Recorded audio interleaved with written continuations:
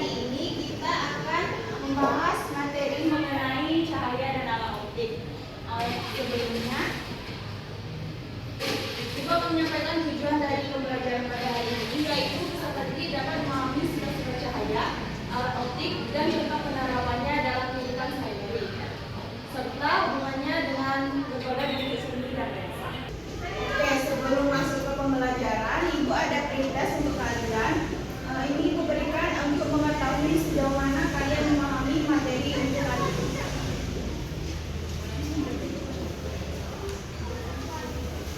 Ibu beri waktu 5 menit, boleh dikerjakan dari sekarang.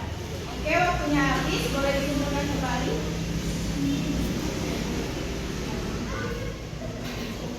Oke, kita lanjut ke materinya ya. Sebelum kita masuk ke materinya, apakah di sini ada yang tahu apa pengertian dari cahaya? Oke, Widya, boleh silakan.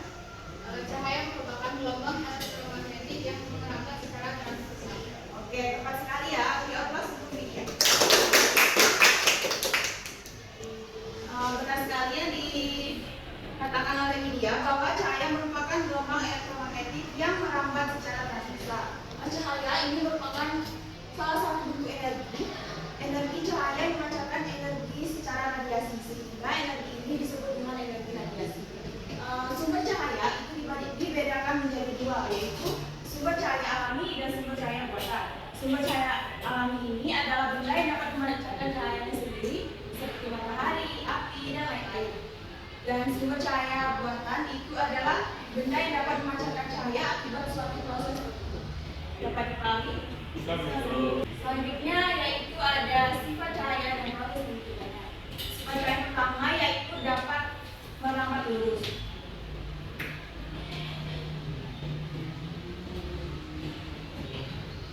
Cahaya akan selalu merambat menurut garis lurus kecuali jika cahaya mengenai sesuatu yang berubah arahnya.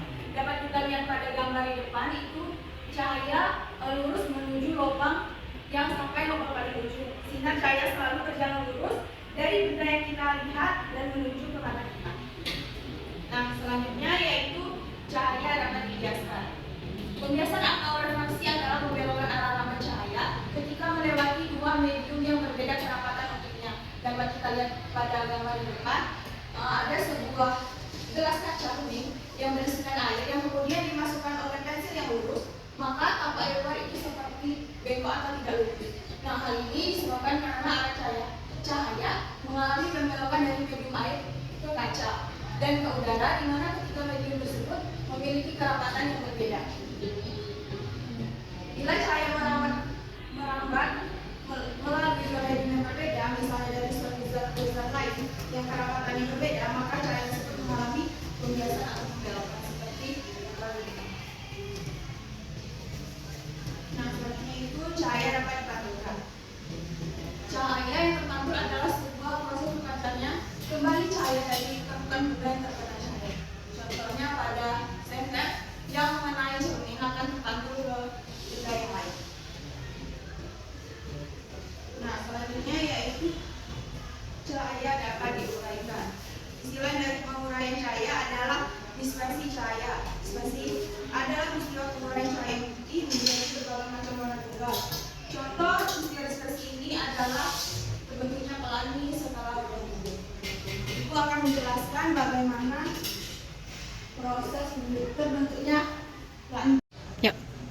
Oke, terbentuknya pelangi itu disebabkan karena adanya penguraian cahaya matahari melalui air yang kemudian dibelokkan ke arah lain dari medium lain, yaitu dari udara ke air. Ketika tetesan air mengenai cahaya matahari, maka cahaya tersebut akan terurai menjadi sebuah pelangi. Apakah dapat dipahami? Yang di belakang sudah nampak ribut. Ibu ada sedikit geser kalian lebih fokus. Boleh semuanya berdiri. Apabila ibu bilang tutup, maka tangan kalian terbuka. Dan apabila ibu bilang buka, maka tangan tutup. Apakah dapat dipahami? Coba ya, coba dulu. Buka, tutup, tutup, buka, buka,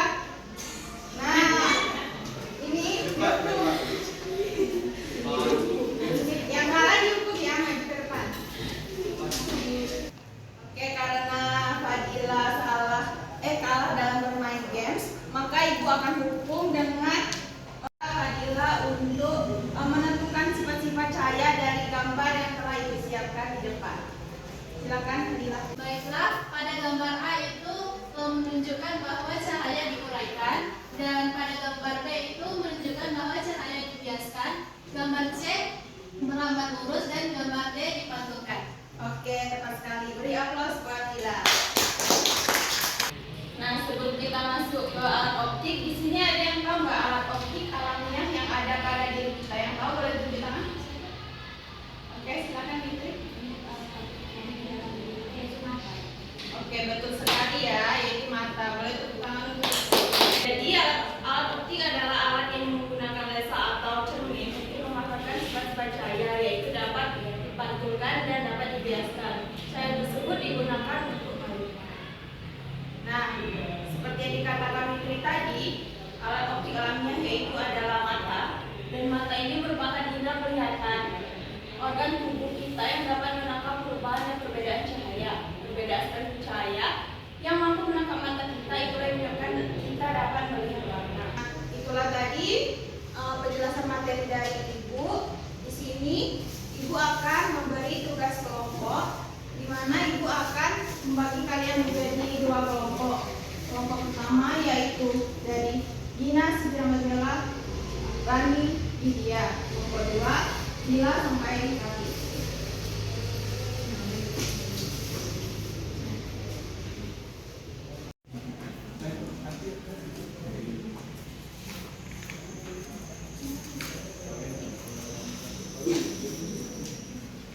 Nah, dapat kita lihat di LKPD itu kalian dapat mengisi terlebih dahulu kelas dan nama anggota kelompoknya yang telah Ibu bagi tadi. Nah, pada percobaan pertama itu kalian disuruh menganalisis gambar yang telah Ibu cantumkan di sini, analisis sifat-sifatnya, dan kemudian pada percobaan kedua itu ada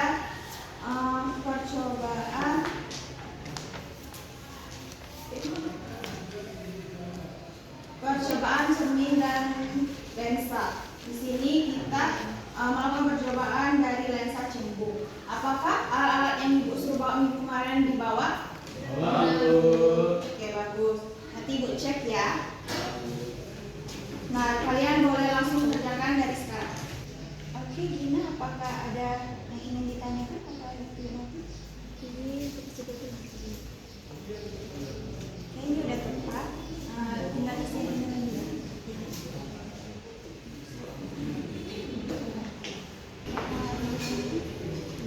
petunjuknya. Sudah siapkan alatnya? Nah, ini nanti dibikin dari 2x10, kemudian ditulis di kertas kosong, kemudian ditetesi airnya. Paham ya?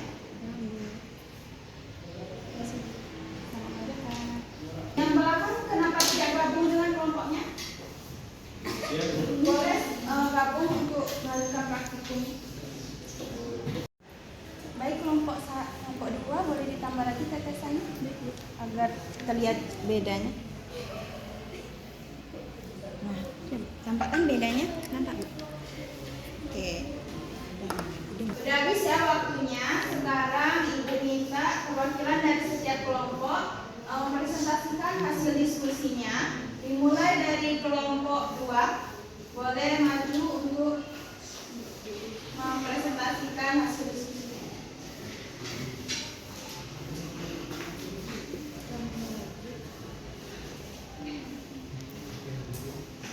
Baiklah, hasil diskusi dari kelompok kami, yaitu dari percobaan yang telah kami lakukan, didapatkan bahwa tetesan air memiliki bentuk cembung dan memiliki kemampuan untuk membias cahaya.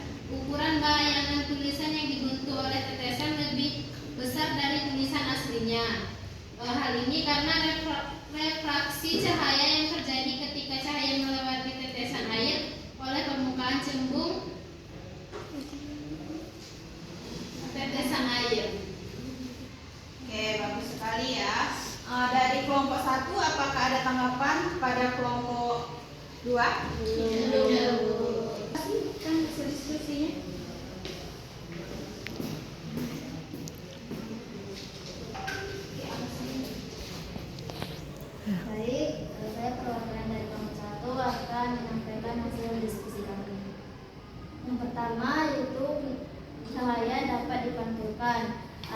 pemantulan cahaya terjadi ketika cahaya membelok akibat cahaya membentur sebuah permukaan benda. Yang kedua yaitu cahaya dapat diuraikan. Alasannya fenomena kelamin terjadi karena cahaya matahari mengalami dispersi oleh tetesan air. Oke, terima kasih. Apakah dari kelompok 2 ada yang ingin ditanggapi dari kelompok 1? Tidak ada, silakan.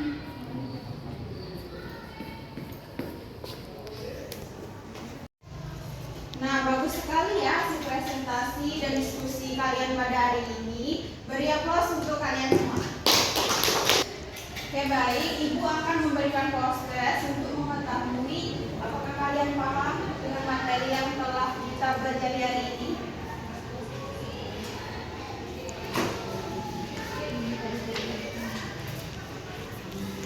Ibu beri waktu 5 menit ya, dapat dikerjakan dari sekarang. Oke, waktunya habis, boleh dikumpulkan.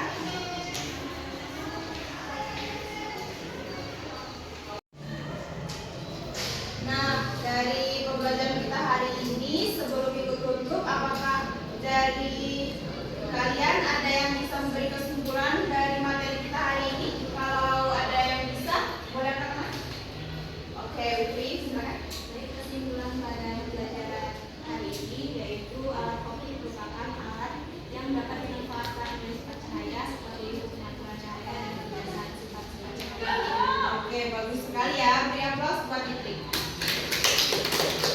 Saya dapat kita simpulkan bahwa alat optik adalah alat memandang sifat cahaya, hukum pemantulan dan hukum pembiasan sifat cahaya. Sedangkan cahaya adalah energi terbentuk gelombang elektromagnetik yang kasat mata, jadi dapat kita simpulkan bahwa alat optik dan cahaya itu saling berkaitan satu sama lain. Dikarenakan alat optik memanfaatkan sifat cahaya, hukum pemantulan dan hukum pembiasan sifat cahaya. Sebelum Ibu tutup dan sebelum kita pulang, Ibu ada tugas buat kalian di rumah untuk dikumpulkan minggu depan. Itu tugasnya ada di LKS halaman 37, bagian pilihan ganda dan esai itu dikerjakan dan diperiksa minggu depan ya. Apakah dapat